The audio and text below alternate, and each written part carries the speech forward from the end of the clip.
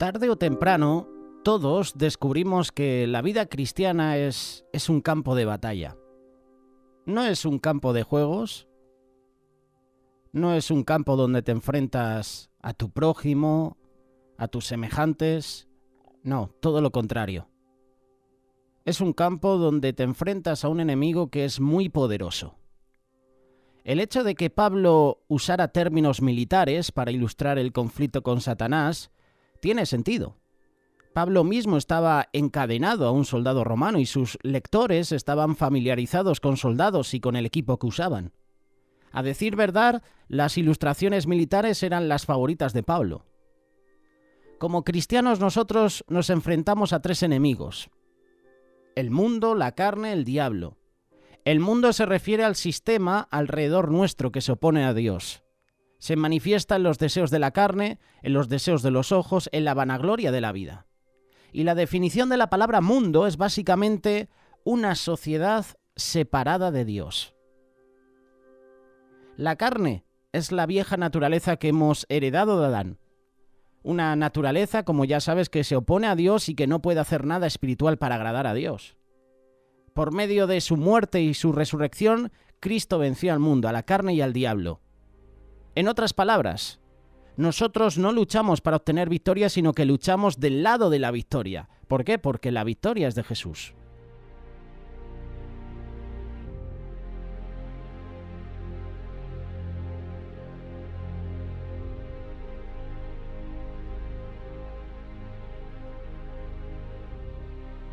El Espíritu de Dios hace posible por fe que nos apropiemos de la victoria de Cristo. En el capítulo 6, que vamos a leer, capítulo 6 de Efesios, Pablo nos habla de dos temas que nos van a ayudar a entender y aplicar sus verdades para vivir una vida en victoria. Por lo demás, hermanos míos, fortaleceos en el Señor y en el poder de su fuerza. Vestíos de toda la armadura de Dios para que podáis estar firmes contra las asechanzas del diablo. El cuerpo de inteligencia, por ejemplo, de los Estados Unidos, tiene un rol vital en operaciones militares. Le permite a los oficiales conocer y entender al enemigo.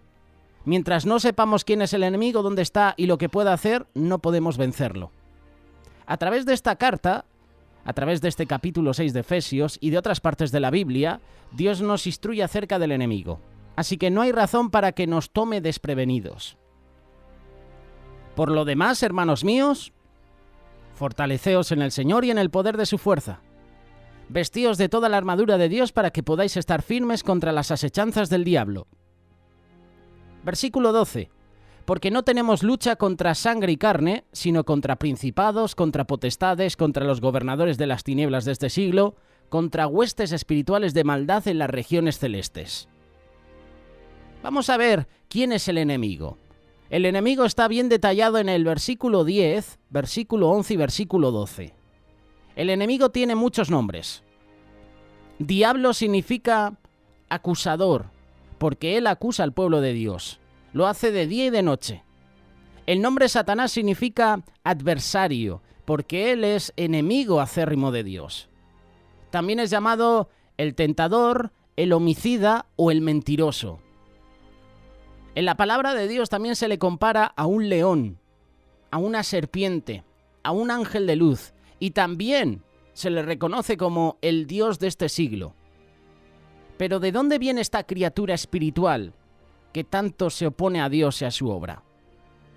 En la creación original, Satanás era Lucifer, hijo de la mañana. Fue arrojado del cielo por su arrogancia, por su deseo de usurpar el trono de Dios. Hay muchos misterios con relación al origen de Satanás, pero lo que hace y a dónde va no es un misterio. Como Satanás es un ser creado y no es eterno, él está limitado en su conocimiento y en su actividad. A diferencia de Dios, Satanás no es omnipotente, ni omnisciente, ni omnipresente. Entonces, ¿cómo es que él hace tantas cosas y está en tantas partes al mismo tiempo? La respuesta es que tiene una organización, vamos a decirlo así, de ayudantes. Pablo los llama principatos, potestades. gobernadores de las tinieblas, huestes espirituales de maldad. Está hablando de un ejército de demonios que asisten a Satanás en sus ataques contra ti y contra mí. En Apocalipsis capítulo 12, verso 4, el apóstol Juan nos dice que 1/3 de los ángeles del cielo cayeron juntamente con Satanás. Todo esto cuando Satanás se rebeló contra Dios. 1/3. Esto es increíble. Bueno, no 1/3, no, prácticamente la tercera parte. La tercera parte de los ángeles del cielo. No es solo Satanás.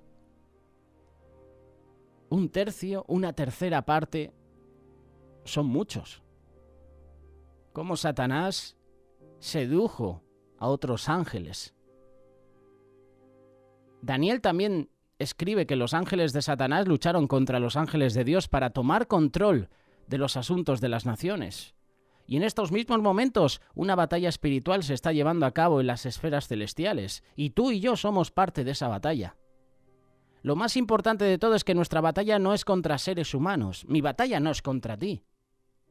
Tu batalla no es contra tu padre, contra tu madre, contra tus hermanos. Tu batalla es contra poderes espirituales. Y a veces perdemos el tiempo peleándonos con la gente cuando deberíamos estar luchando contra el demonio que busca tomar control sobre la gente para que se oponga a la obra de Dios. Durante el ministerio de Pablo en Éfeso, hubo un disturbio que pudo haber destruido a la iglesia. No fue acusado solo por Demetrio y sus asociados, sino que detrás de ellos estaba Satanás y sus compinches. Cuando Pablo y la iglesia oraron, la oposición fue silenciada. Cuando oras, estás obteniendo victoria sobre Satanás. Estás obteniendo victoria sobre sus enemigos. Por eso la oración es importante en tu vida y en mi vida. Si no hay oración, somos un blanco fácil. Somos una presa muy buena para el enemigo.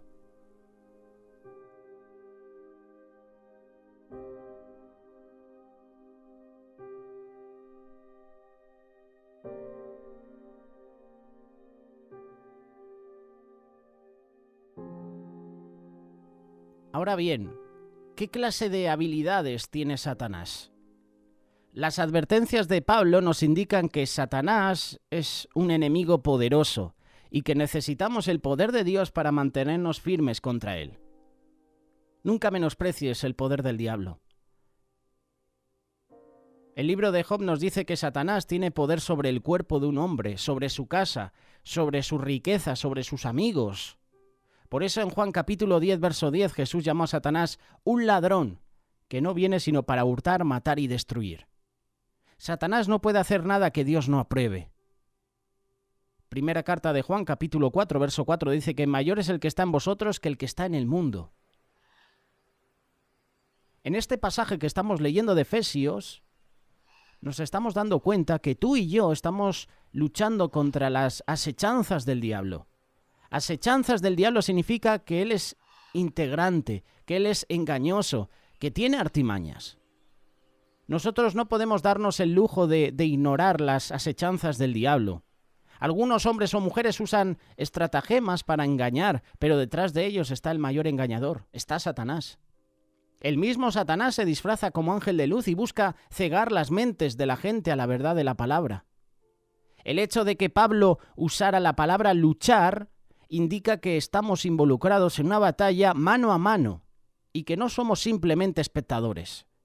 Satanás quiere usar nuestro enemigo externo, al mundo, a nuestro enemigo interno, la carne, para vencernos.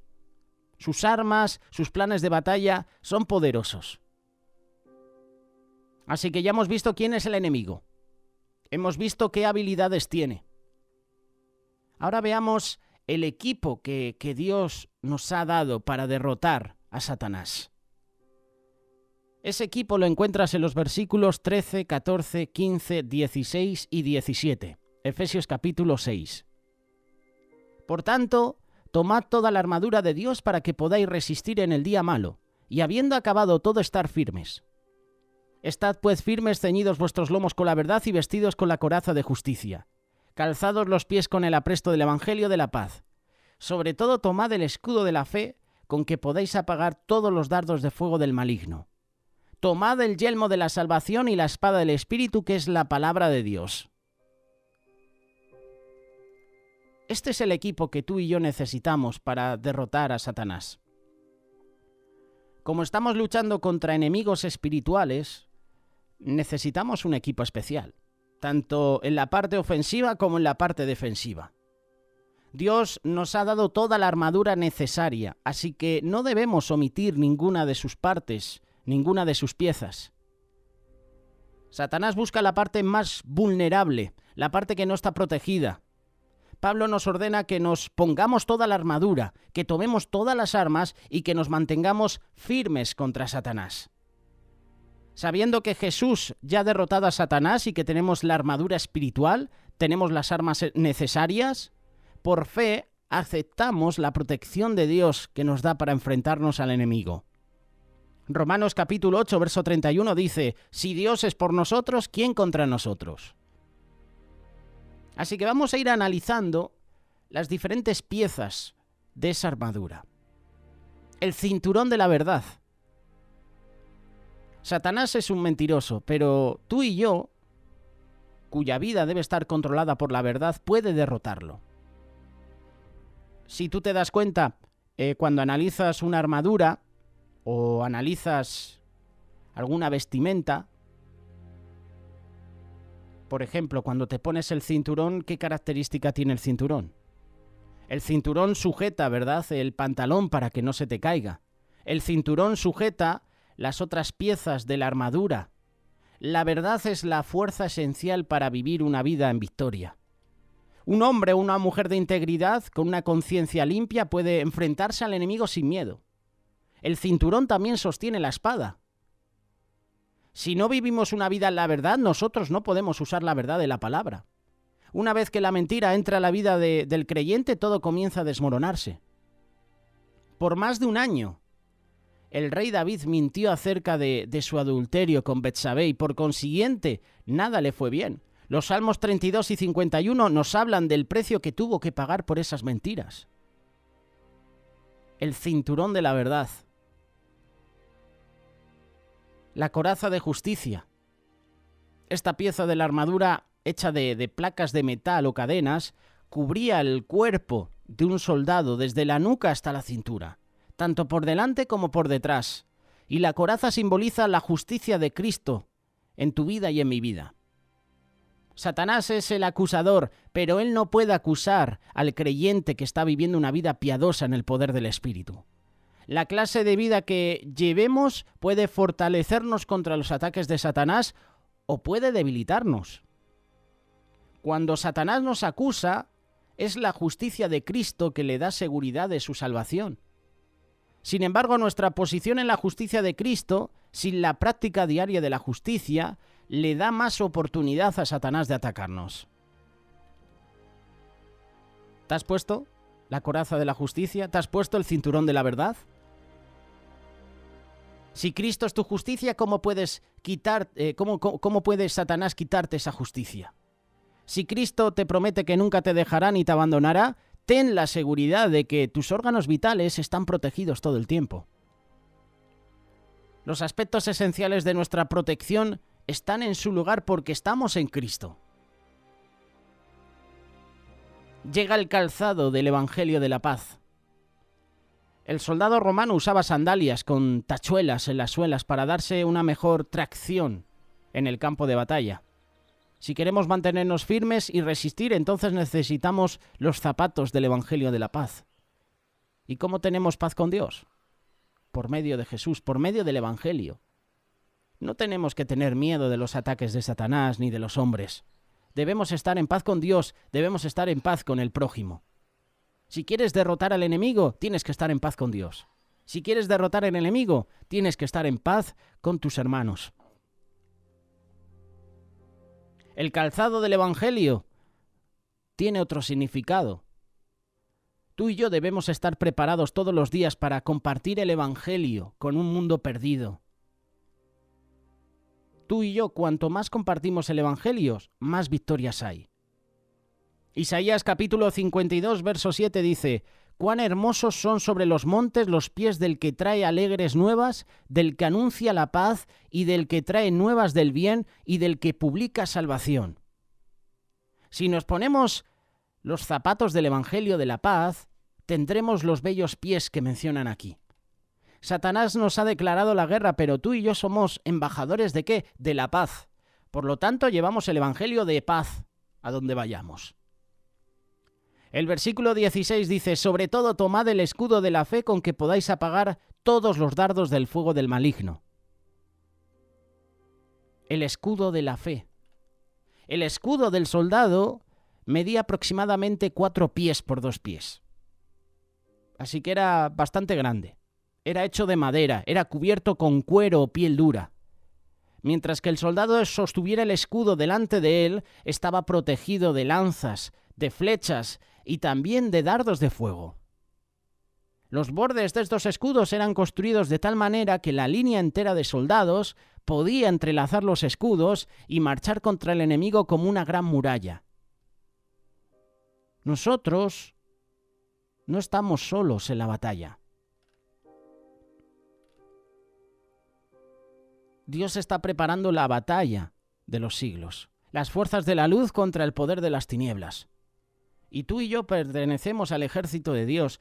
Tú y yo hemos sido reclutados para el ejército de Dios. Tenemos que estar preparados para la batalla. Es tiempo de que levantemos nuestro escudo de la fe. Es tiempo de que desenvainemos la espada del Espíritu contra los enemigos de Dios. La fe es el arma de defensa que nos protege contra los dardos de fuego. En la época de Pablo, las flechas se sumergían en sustancias inflamables y luego eran prendidas y disparadas. Y Satanás dispara dardos de fuego a nuestros corazones, a nuestras mentes, con mentiras, con dudas. Si por fe no apagamos los dardos, estos prenderán un fuego dentro de nosotros y terminaremos pecando contra Dios. Nosotros no sabemos cuándo Satanás nos va a disparar un dardo. Así que cada día tenemos que andar por fe, usando ese escudo de la fe.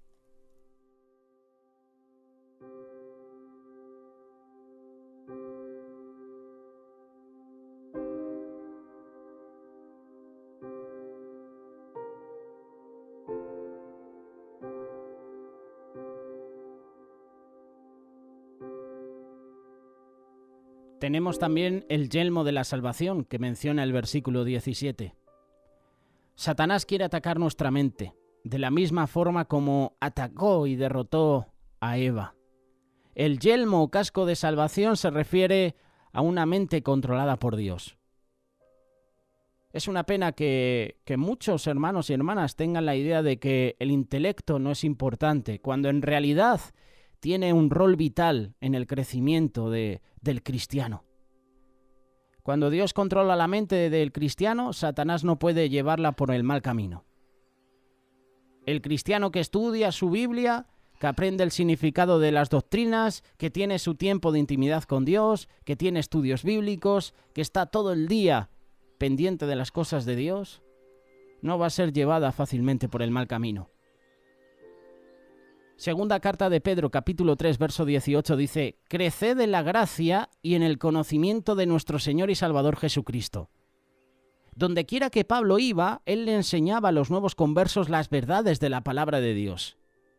El yelmo o casco de salvación protegía sus mentes de las mentiras de Satanás. En las guerras, si un soldado no se pone un casco, una bala perdida, el impacto de metralla, si le da en la cabeza, lo puede matar. El yelmo de la salvación nos protege nuestra mente, nuestros pensamientos, de las mentiras de Satanás. Tenemos la espada del Espíritu, que es la palabra de Dios. Esta espada es el arma de ataque que Dios nos da. El soldado romano ponía en su faja una pequeña espada para las luchas mano a mano. Hebreos capítulo 4, verso 12, compara la palabra de Dios con una espada porque es filuda, es cortante, puede penetrar al hombre interno de la misma forma que una espada física puede penetrar el cuerpo. Cuando Jesús fue arrestado en el jardín de Getsemaní, Pedro trató de protegerlo usando una espada o un cuchillo físico, pero aprendió en Pentecostés que la espada del Espíritu es mucho más poderosa. Por eso Hechos capítulo 2, verso 37 nos dice que en Pentecostés, cuando Pedro compartió la palabra de Dios con la gente, que estos se compungieron de corazón, la palabra de Dios, la espada del Espíritu, eso es lo que hace. Convicción en sus corazones por sus pecados. Moisés también trató de conquistar con una espada física, pero descubrió que la palabra de Dios era suficiente para derrotar a Egipto. Una espada física penetra el cuerpo, mientras la espada del Espíritu penetra el corazón. Cuanto más se usa una espada física, más pierde su filo. En cambio, cuanto más usas la palabra de Dios, más filo se vuelve, hay más filo. Una espada física requiere la mano del soldado, pero la espada del Espíritu Santo tiene su propio poder. La Biblia dice que la palabra de Dios es viva y eficaz. El Espíritu Santo no solo escribió la palabra, sino que también la esgrime cuando la cogemos por fe y la usamos. Y una espada física corta para dañar y matar, mientras que la espada del Espíritu corta para sanar, para dar vida. Cuando tú y yo usamos la espada contra Satanás, le podemos dar un golpe que lo puede incapacitar. Cuando incapacitamos a Satanás, este no daña la obra de Dios. Cuando Jesús fue tentado en el desierto, por ejemplo, Cristo usó la espada del Espíritu. Usó la palabra de Dios para derrotar al enemigo. 3 veces Jesús le dijo a Satanás, escrito está. Es curioso, pero si tú analizas la tentación de Jesús, puedes notar que Satanás también puede citar la palabra. Lucas capítulo 4, verso 10, dice que Satanás le dijo a Jesús, porque escrito está. Pero Satanás no citó la palabra adecuadamente.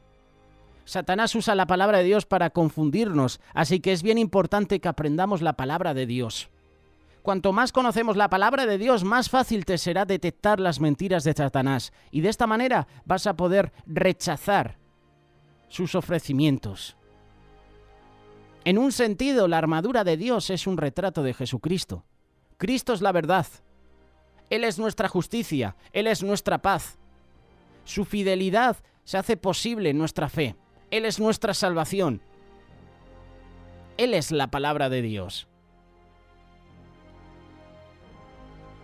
Ahora que llega el calorcito, en algunos países, el verano, a lo mejor esta reflexión la escuchas en invierno, pero a lo mejor tú estás escuchando esta reflexión ahora mismo en verano. ¿Te pondrás el bañador para ir al campo de batalla? ¿Usarías una pistola de agua contra un bazooka? Por supuesto que no, ¿verdad? Un buen soldado debe ponerse la ropa y el equipo adecuado para llevar a cabo su misión. ¿Te estás poniendo toda la armadura de Dios? Hemos visto las diferentes partes de esa armadura. Quiero mencionarte ahora el versículo 18. Orando en todo tiempo, con toda oración y súplica en el Espíritu, y velando en ello con toda perseverancia y súplica por todos los santos. La oración es la energía que te permite a ti y que me permite a mí, al soldado cristiano, ponerse la armadura, esgrimir la espada. No podemos pelear la batalla por nuestras propias fuerzas. Por muy fuertes o talentosos que seamos, no podemos pelear la batalla. Cuando Amalek atacó a Israel, Moisés se fue a la cumbre de la montaña a orar, mientras Josué, espada en mano, peleaba la batalla en el valle. Se necesitó el esfuerzo de ambos hombres para ganar la batalla. Josué usó la espada para vencer al enemigo, mientras que Moisés usó la oración para interceder por él. La oración es el poder que nos da la victoria, pero no simplemente cualquier tipo de oración. Pablo nos dice cómo orar para poder derrotar a Satanás. La oración lo cambia todo. Si estás enferma, si estás enfermo, la oración no es el sustituto a la medicina. Si necesitas tu pan de cada día, la oración no es el sustituto al trabajo. Si quieres salvación para tu alma, para las almas perdidas. La oración no es el sustituto al Evangelio. Sin embargo, ninguna de estas cosas es el sustituto a la oración.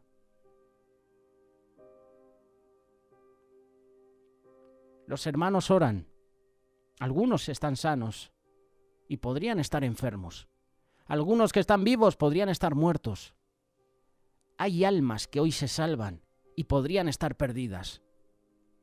Las oportunidades para conocer a Jesús cada día se abren, cuando podrían estar cerradas. Podrían estar cerradas, ¿por qué? Porque nuestro pecado nos separa. Porque cada día estamos cometiendo pecado. Y ese pecado hace que haya una distancia entre nosotros y Jesús.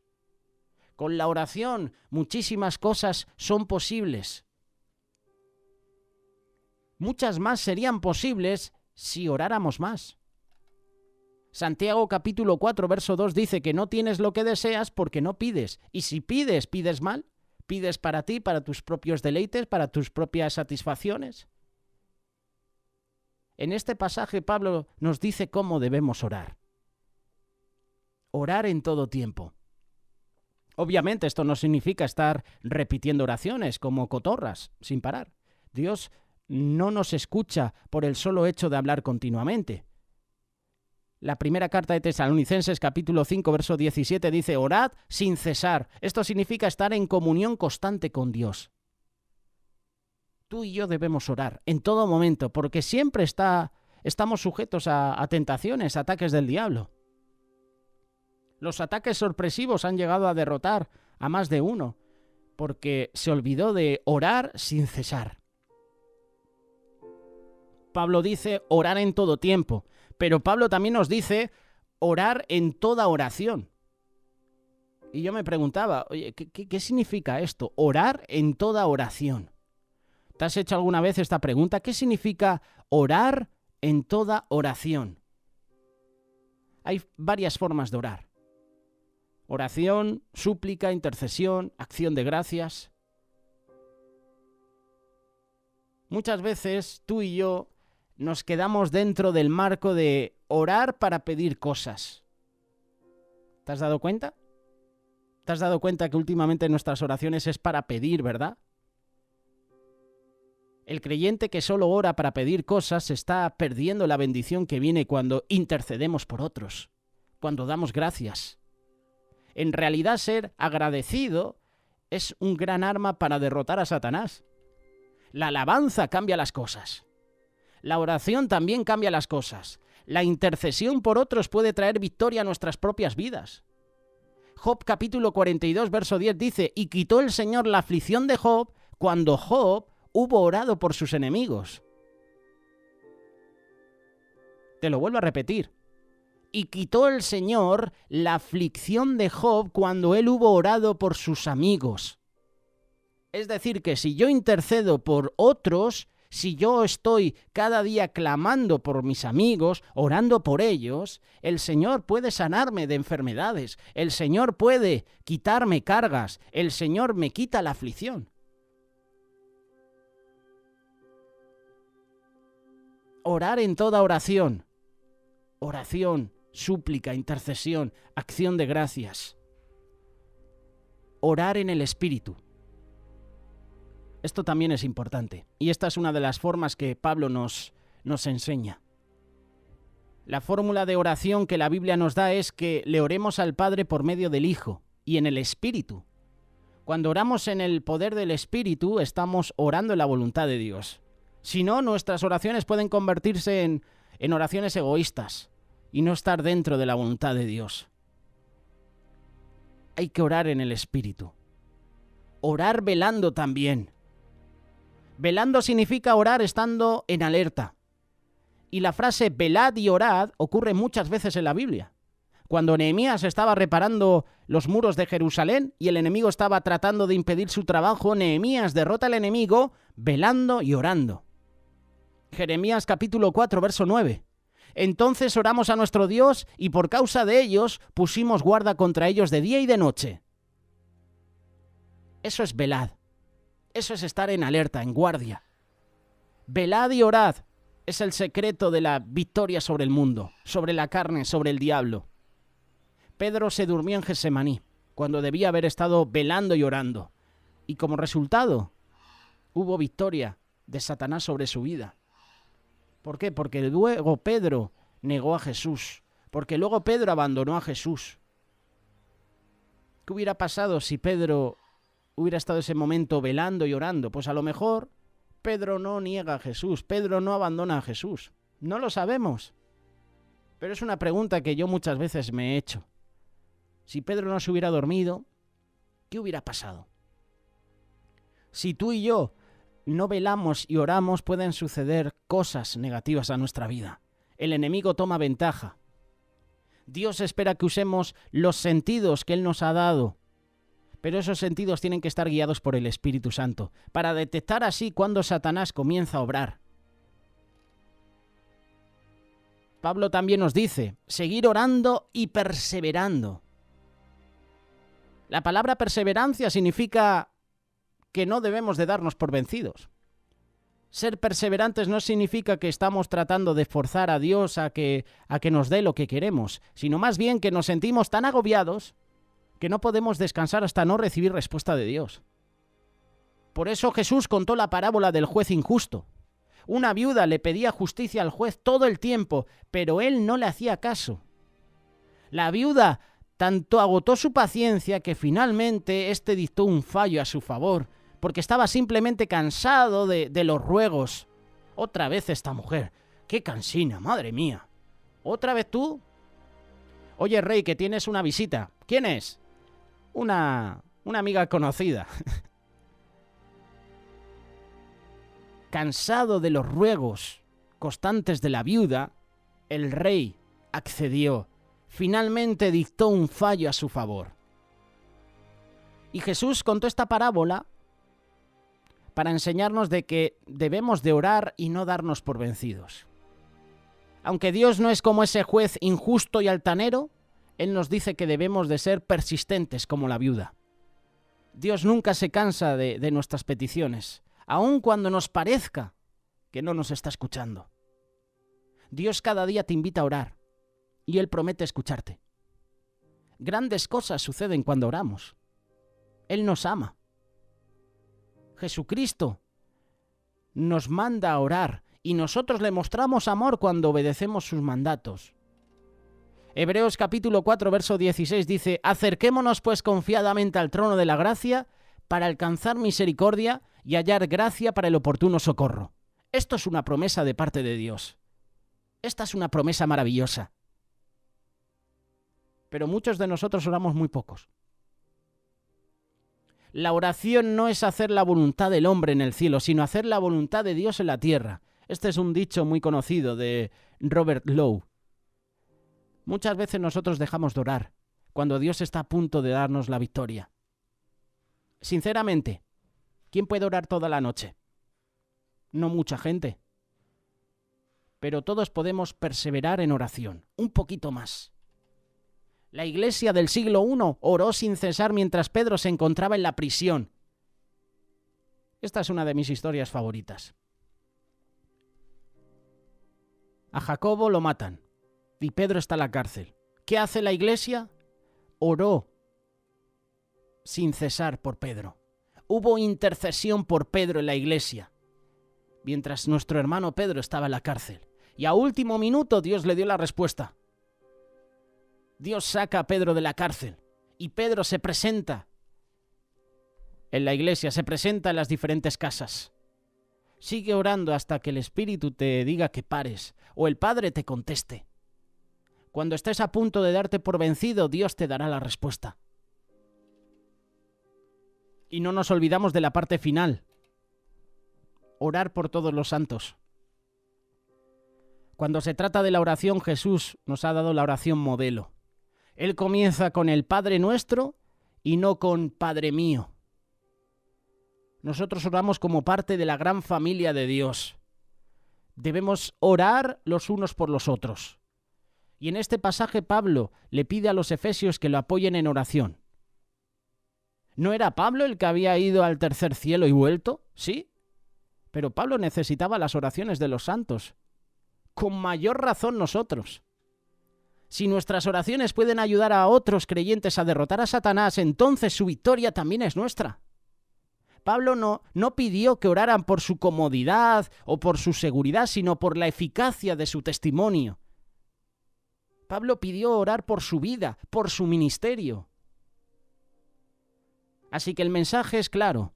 La Biblia, la palabra de Dios es muy clara cuando dice que el diablo es real. Y al diablo, mira, no le interesa a una persona que tiene adicciones. Al diablo no le interesa una persona que fuma, que se droga. Al diablo no le interesa una vida destruida por X vicios. No le interesa. ¿Por qué? Porque ya tiene esa vida. Al diablo le interesa tu vida, mi vida. Al diablo le interesan los miembros de la iglesia. Por eso, todos los días hay tanta persecución hacia la iglesia. A Satanás no le interesan los pecadores. ¿Por qué? Porque están pecando todo el día y ya los tiene. Al diablo le interesa tu vida y mi vida.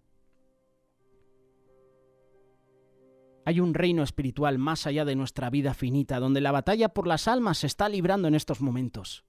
Jesucristo ya ha ganado la victoria, pero las batallas se siguen librando porque Satanás quiere hacer de los cristianos y del cristianismo algo débil, algo ineficaz.